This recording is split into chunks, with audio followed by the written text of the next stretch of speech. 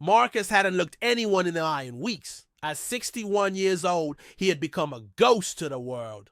Curled under a torn sleeping bag behind a grocery store dumpster, layers of plastic shielding him from the bitter wind. He used to count their days, then he counted the winters, then he stopped counting at all. He had been homeless for 12 years. Before that, he was a mechanic, owned his own small shop on the east side of town, fixed engines, tuned brakes, had regulars who trusted him, brought him coffee, asked about his wife Lena and their baby girl Raina. But life has a way of slipping out from under you when you're not looking. It started with a fire, not a metaphorical one, a literal one. The garage went up in smoke after a fuel line snapped during a repair. No insurance. Everything gone overnight. Then came the drinking, then the foreclosure, then the silence. Lena left quietly, taking Raina with her. Marcus never blamed her. He wouldn't have stayed either. Years passed like smudged pages, jobs that didn't last, motels that didn't care, shelters that filled up by 5 p.m. He slept in alleyways and underpasses, chased off by police and passers-by who couldn't meet his eyes. His face, once firm and proud, had aged into something sunken. His hands were scarred, calloused, stiff from cold. But his mind was still sharp. He remembered every detail of his shop, every note Lena used to leave in his lunchbox, every bedtime story he read to Raina before she turned 5. Those memories were the only warmth he had left, and even they were beginning to fade. Most days Marcus didn't speak. He avoided the soup kitchens. Too many eyes, too many questions. He preferred the quiet spots. A collapsed bus stop by the train tracks, the shadowed side of the park where even the pigeons moved cautiously. People passed him every day. Some dropped coins. Most turned away. A few muttered judgments under their breath. He heard them all. Drug addict, lazy, lost cause. He didn't correct them. Let them believe what they needed to. It was easier than trying to explain that grief and failure weren't always loud. Sometimes they just buried you. But there were nights, especially in the dead cold, when the silence would break. A memory would surface, uninvited, like the time Raina brought him a drawing of their family, a stick figure holding hands with a taller stick figure, all beneath a wobbly sun. "You and me, Daddy," she had said, "forever." Or Lena's favorite song playing faintly from a passing car. Those moments shattered him more than hunger ever could. One night, Marcus found himself huddled behind a convenience store, trembling. His breath fogged in front of him like fading ghosts. He hadn't eaten in almost 2 days. A security light buzzed overhead, painting everything in a sickly yellow glow. And then he heard footsteps. Heavy boots, steady pace. He didn't lift his head. He was used to being told to move, but instead of a voice barking orders, he heard something unexpected. "Would you like a cup of coffee?" He looked up, blinking. A woman, mid-30s, wearing a green coat too thin for winter, holding out a steaming paper cup. He hesitated. She crouched beside him. "It's not charity," she said gently. "It's company." He took the cup. It burned. His hands. It melted something else too. They sat in silence. Marcus didn't know what to say, and the woman didn't ask questions. She just sipped her coffee beside him, looking out into the empty parking lot like it was the most natural place to be. After a while, she said, "My name's Elise." Marcus nodded but didn't respond. Elise didn't push. She reached into her coat pocket and pulled out a peanut butter sandwich wrapped in wax paper. "It's fresh. I made 2 this morning." Marcus stared at it. She placed it gently on the ground between them. "I'll leave it here. You don't have to eat it." He didn't touch it until she left. The next night she came back. Same coat, same gentle smile. This time she brought tea. She didn't sit right away, just looked at him and said, "Mind if I stay a while?" Marcus gave the smallest shrug. That became their routine. Night after night, Elise would appear around the same time. Sometimes with coffee, sometimes soup, sometimes just her presence. She never pried. Never judged. She talked about the weather, about a book she was reading, about her cat named Oliver who liked to knock over flower pots. Marcus listened quietly at first. Then one night he spoke. "My daughter's name was Raina." Elise didn't flinch. She didn't ask why he said "was," she just smiled. "That's a beautiful name." Marcus blinked hard. No one had said her name in over a decade. From then on, the silence between them softened. Elise would talk, and Marcus would add a word here, a sentence there. Over weeks, the words grew roots. He found himself waiting for her, not just for the food, but for the way she looked at him, like he was still human, like he still mattered. One night, the wind was especially cruel. It sliced through Marcus's coat like it wasn't even there. He had wrapped himself in cardboard and layered plastic bags under his shirt, but nothing stopped the chill from reaching his bones. He was already shivering when Elise arrived. She looked worried. "You can't stay out in this," she said. Kneeling beside him, he managed a hoarse laugh. "Got nowhere else to go." She paused, then took a deep breath. "There's a place," she said. "It's not a shelter, not really. It's a small center I volunteer at. Quiet, warm. They won't ask questions, just give you a bed, a shower, some soup." Marcus stared at her like she'd spoken a foreign language. He hadn't slept in a real bed in years. The idea felt dangerous. What if he let himself rest and couldn't go back? But Elise didn't push. She just placed a piece of paper in his hand. "This is the address if you want it." She stood, gave him a soft smile, and walked away. Marcus stared at the paper for a long time. Then, with shaking hands, he tucked it into his coat. He didn't go that night, or the next, but on the third day after waking up with ice in his beard and pain in every joint, he stood, grabbed the slip of paper and started walking. It took him nearly 2 hours. He arrived just before sundown. The center was plain, no flashing signs, just a wooden door and a small bell. He stood there for 5 minutes before finally knocking. When the door opened and a man greeted him with a smile, Marcus almost turned away. But then he heard a voice behind him. "Elise said you might come." I turned. She was standing at the gate, holding 2 steaming cups of coffee. One for him, one for her. Inside, the center was quiet. Clean floors, soft lighting, a warmth he hadn't felt in years. Not just the heating system, but the way people spoke, moved, looked at him. No one asked where he'd been. No one asked why he looked the way he did. They offered him a towel, a set of donated clothes, a hot shower. Marcus hesitated before stepping into the bathroom. The mirror on the wall caught his reflection, and for a second he didn't recognize the man staring back. The scars, the dirt, the hollow cheeks, the eyes that had seen too much and yet stopped looking. He looked away. After his shower, he ate, slowly savoring every bite of the soup Elise had promised. Tomato basil, thick, homemade. It tasted like something out of a memory. Elise sat across from him, but didn't speak. She just smiled as he ate. When he was done, she slid a blank notebook across the table. "No pressure," she said. "But sometimes putting things on paper helps." He didn't open it, not yet, but he held on to it when he was led to his room.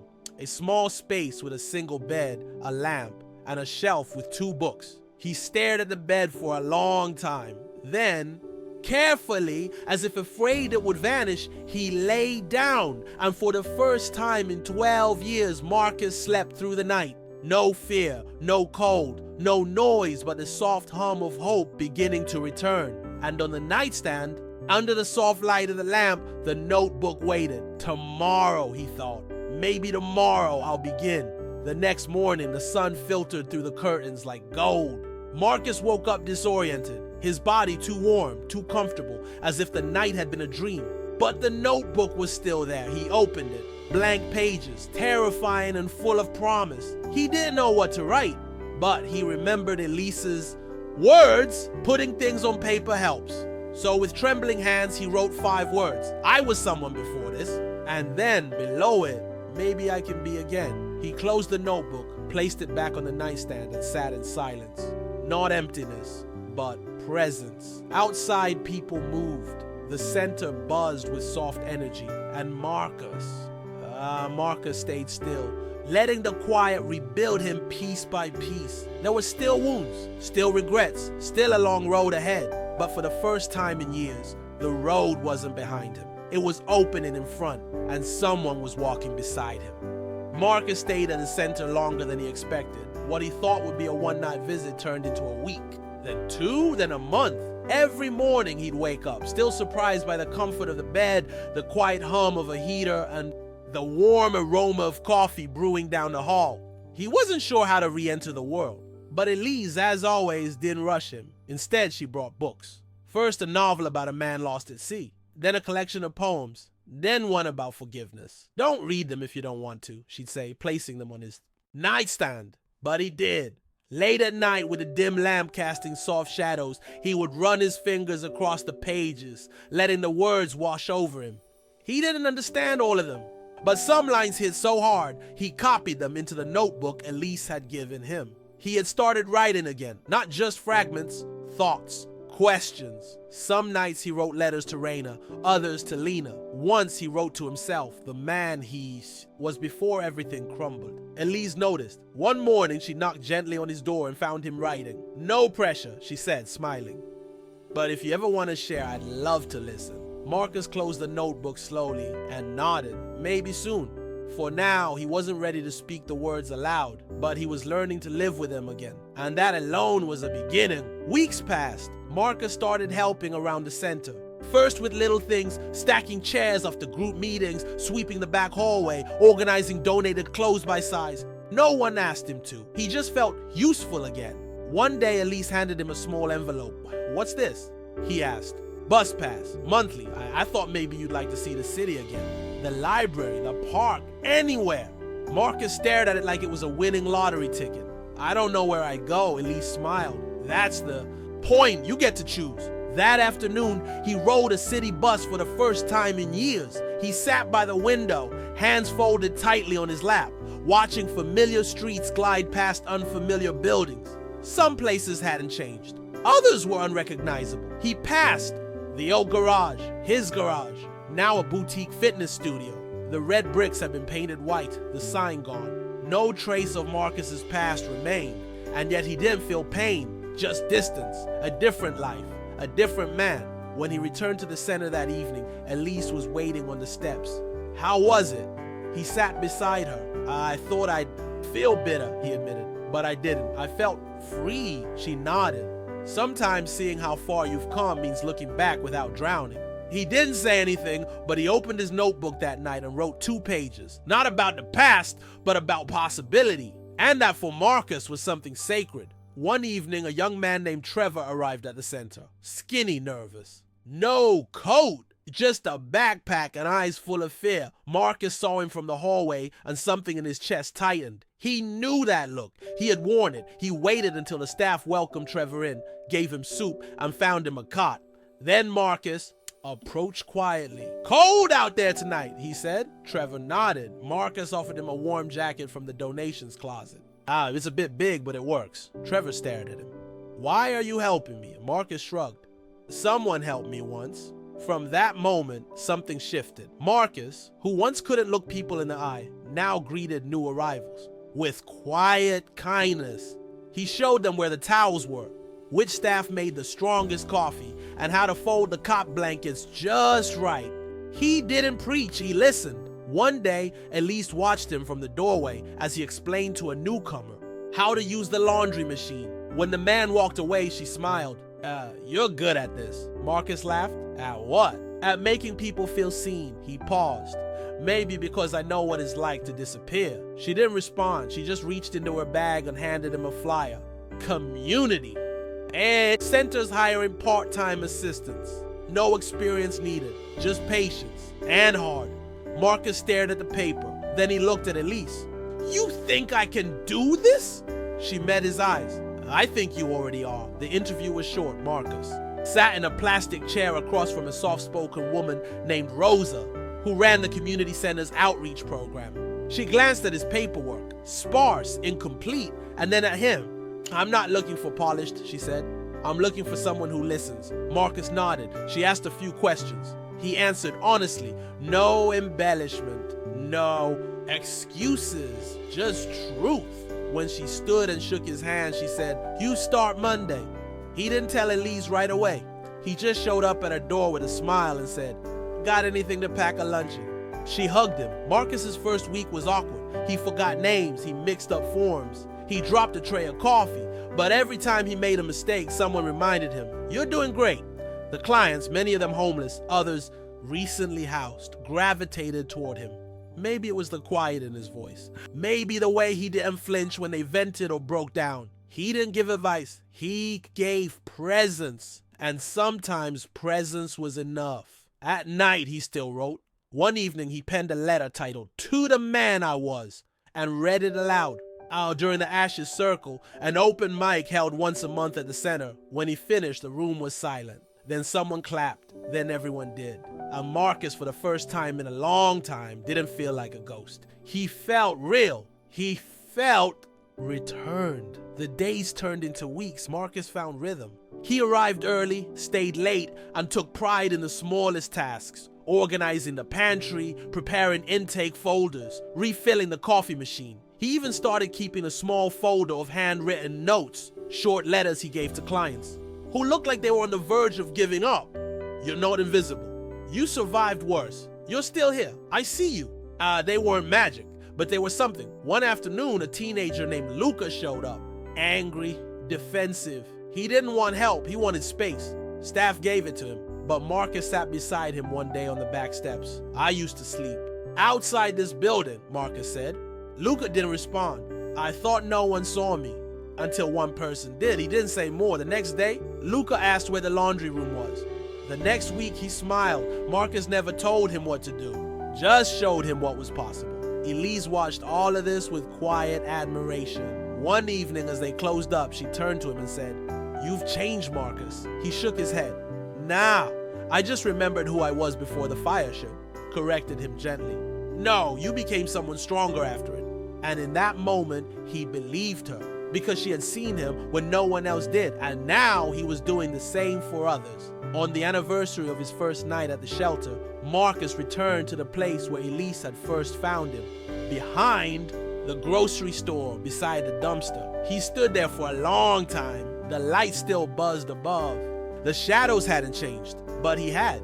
He didn't sit down this time. He didn't need to. Instead, he pulled a folded letter from his coat pocket and placed it gently against the wall, secured by a small rock. It read, "To whoever finds this, I know it's cold. I know it hurts. But someone saw me when I couldn't see myself. Maybe that's why I'm still here. If you're reading this, I hope you feel less alone. There's a place that will welcome you. There are people who will listen. You are not a lost cause." Signed, someone who used to be right here. Then he turned and walked away. The sky above was clear, and Marcus knew this wasn't the end of his story. It was the chapter he would one day read to someone else who believed their story was over. That night, back at the center, Marcus sat on his bed with the notebook open. He thought of all the letters he had written. Some shared, many not. Then he wrote one more to the next Marcus. "You're stronger than the world ever let you believe. Don't quit before your miracle." He placed the notebook on the desk beside his bed and turned off the light. Outside, the city moved on. But inside that quiet room, a man who had once been forgotten had remembered everything that mattered. And tomorrow, he'd show someone else how to begin. Marcus didn't plan to become a speaker. He never imagined standing in front of a crowd telling his story into a microphone. But one day, Rosa from the community center pulled him aside with a nervous smile. "There's a youth outreach event next weekend," she said. "We usually bring someone who's lived it, someone real. Would you consider it?" Marcus froze. Speak publicly? His instinct was to say no, to run. But that night, he reread his own letter.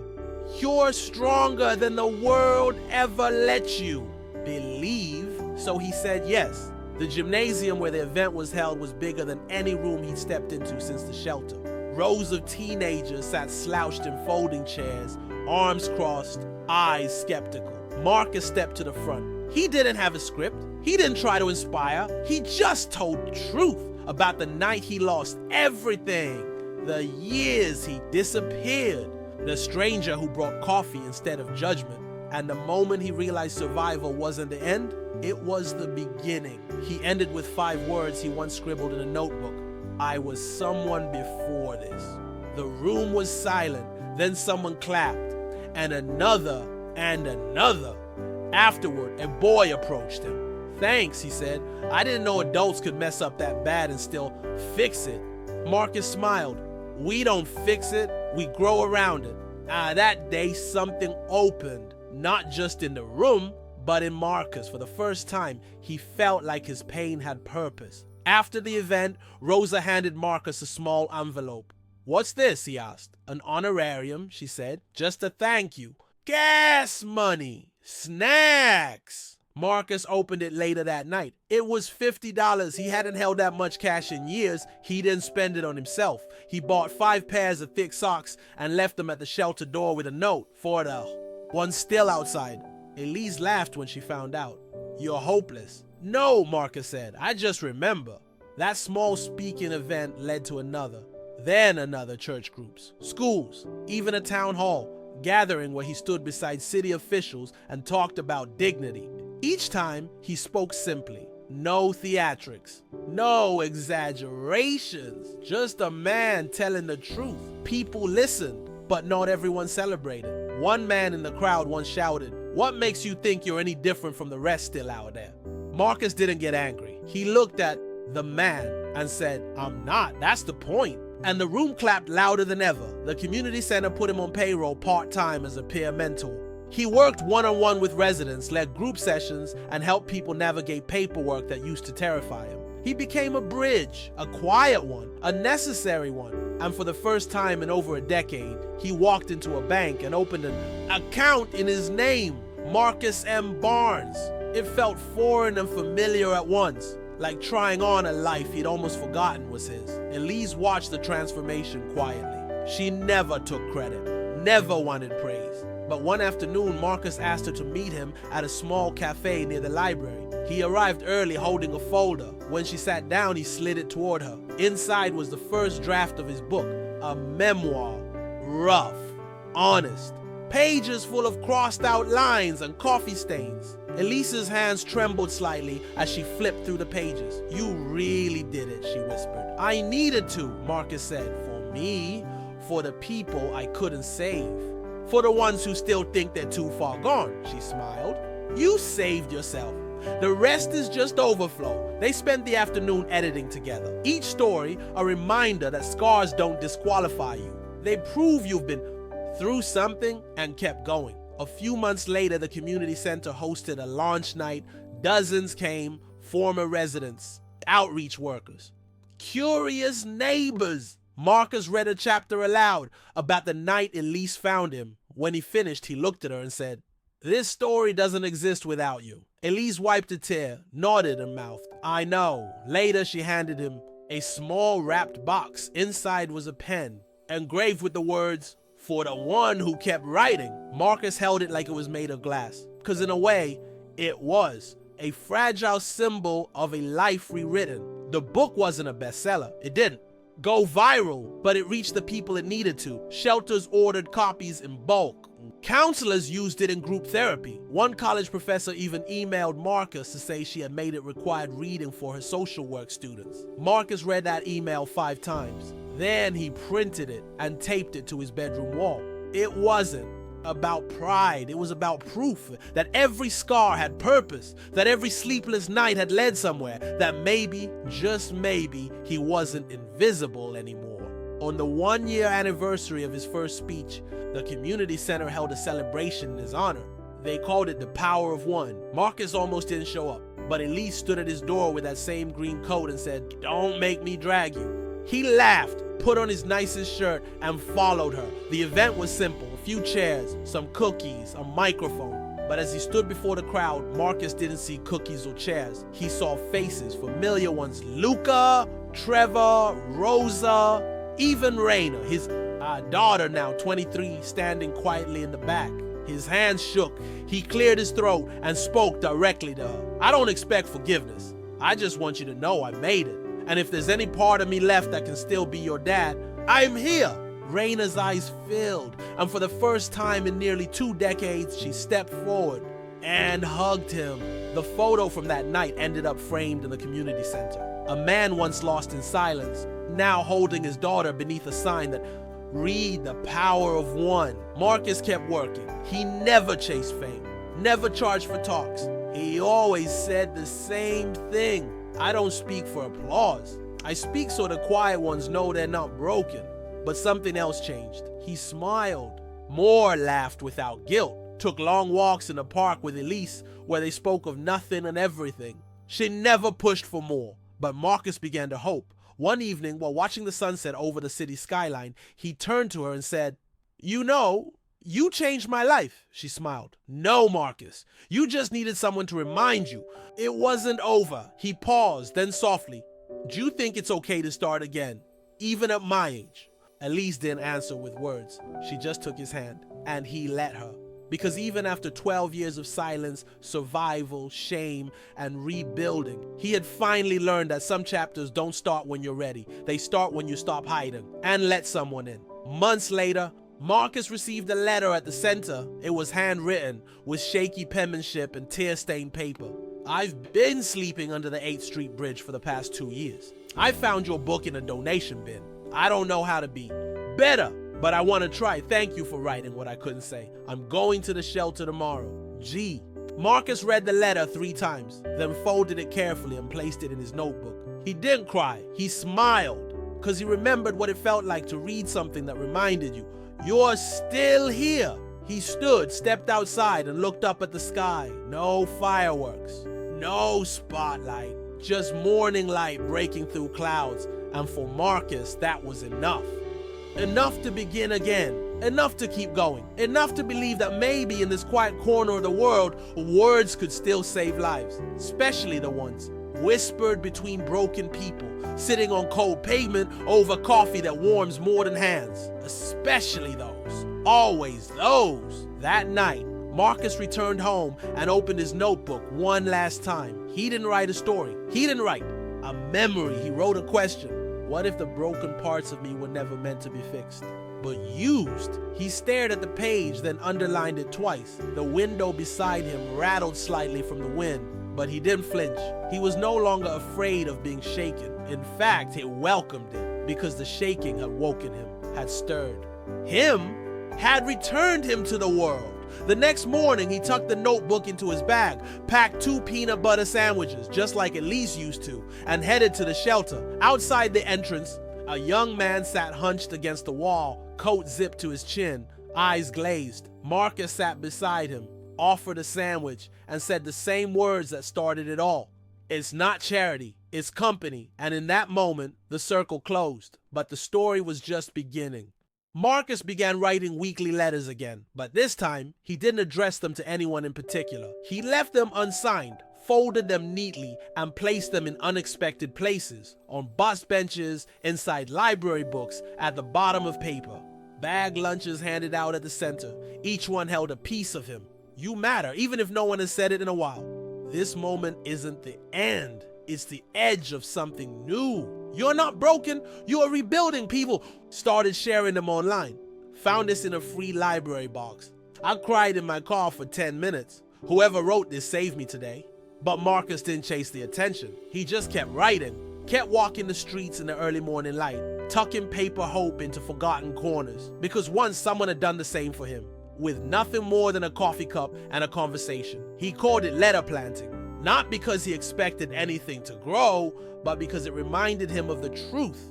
Hope only lives if we pass it forward, one folded paper at a time. On a rainy Tuesday afternoon, the center received a visit from a group of university students studying community development. They toured the facility, asked polite questions, and took notes on clipboards. Marcus stood quietly in the corner, wiping down tables. One of the students approached him and asked, "Are you staff?" Marcus smiled. "Something like that." They spoke for a while. The student asked what had led him to this work. Marcus paused, then said, "Loneliness and one person who didn't walk past me." The student wrote that down. Later that week, the professor emailed Rosa. She wanted Marcus to speak at the university to future social workers, policymakers, therapists. He agreed, reluctantly. When he took the stage, he looked out at clean faces and curious eyes. And he told them the same thing he always did. You will study systems and structures. You will talk about interventions, but never forget. The greatest change I ever felt came from a woman who sat down beside me and didn't treat me like a statistic. That line stayed with them. Weeks later, a postcard arrived at the center from one of those students. It read, "I volunteer now. Because of your story." Marcus pinned it to the corkboard by the front desk. One life at a time. That's how change works. Not with noise, but with presence. Time passed. Elise moved to a nearby town to care for her aging mother. They still spoke. Often, voice notes, short visits, postcards tucked into books. But Marcus felt the shift. She had always been the quiet heartbeat in his recovery. Without her nearby, the silence returned. This time, not as a threat, but as a space to grow into. He took over Elise's old role at the center, welcoming new arrivals, leading writing groups, managing food drives. One night, he found a man in his 50s asleep behind a back dumpster. So familiar, so recent. He sat beside him, coffee in hand, and whispered, "It's not charity, it's company." The man looked up, startled. Marcus handed him the coffee and waited. The man took a sip, then a breath. "I don't remember the last time someone sat with me." Marcus smiled. "I do." That night, Marcus wrote something new in his journal. "Maybe the reason I lost everything was so I could help someone else find something."